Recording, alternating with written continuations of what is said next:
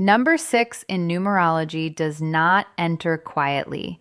It arrives like a caretaker, carrying the weight of an entire household on its shoulders, adjusting things that are not even its responsibility, fixing emotions no one asked it to fix, and somehow still wondering why it feels tired.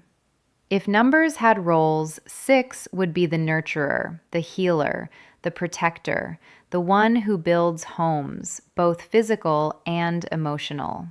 Across traditional systems, especially in Pythagorean numerology, 6 is associated with Venus energy, love, beauty, harmony, relationships, family, art, and responsibility. But don't be fooled by the softness of these words. Beneath this gentle surface lies a fierce sense of duty that can either create deep stability or quiet suffocation. People influenced by 6 often carry a natural instinct to care, not the superficial kind, but the kind that notices small shifts in someone's tone, the kind that senses discomfort before it is spoken. They are the ones who will rearrange their own lives to support others, who will hold space, give advice, offer emotional warmth, and create environments where people feel safe. They are deeply connected to home, family, relationships, and emotional bonds, and they often find meaning in being needed. This is where the beauty begins, and also where the problem quietly grows roots. Because 6 does not just care, it overcares. It crosses invisible lines, takes responsibility for others' happiness, and begins to believe that love must be earned through sacrifice. It will fix, adjust, compromise, tolerate, and absorb, until one day it realizes it has built a home for everyone else, but forgotten to live in it itself. This number has a dangerous habit of confusing love with duty. It asks, "How can I help?" even when the real question should be, "Should I?" Emotionally, 6 is deep, loyal, and sincere. In relationships, it gives wholeheartedly, sometimes too much.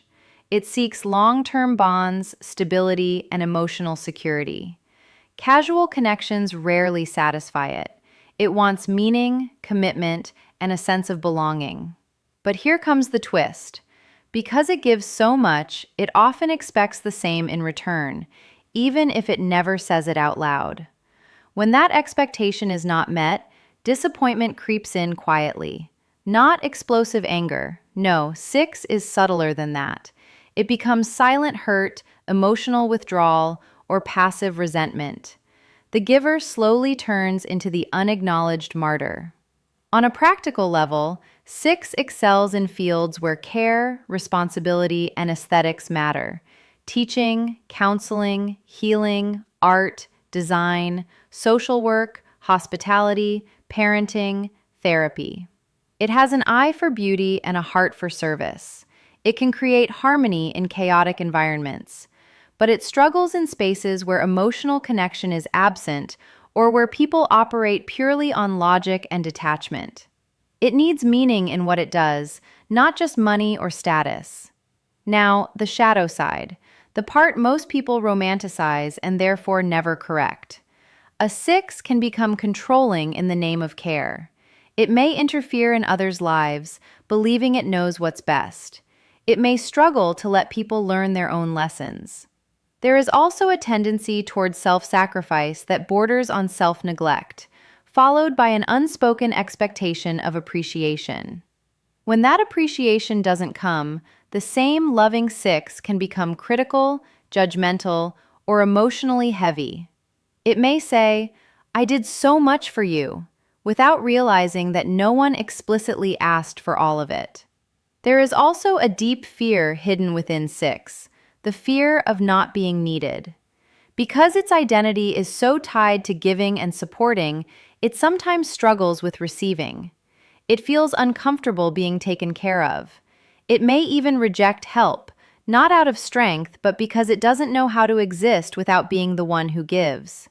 This creates imbalance, relationships where one side pours endlessly and the other simply receives.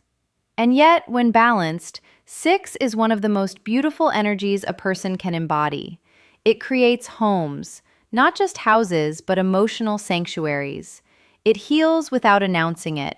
It loves without conditions when it has learned to include itself in that love. The true lesson of 6 is not to stop caring, it is to care wisely. To understand that love does not require self-erasure, that helping does not mean controlling, that giving does not mean exhausting yourself. In its highest form, 6 becomes graceful strength, a person who nurtures without losing themselves, who supports without suffocating, who loves without expecting silent repayment.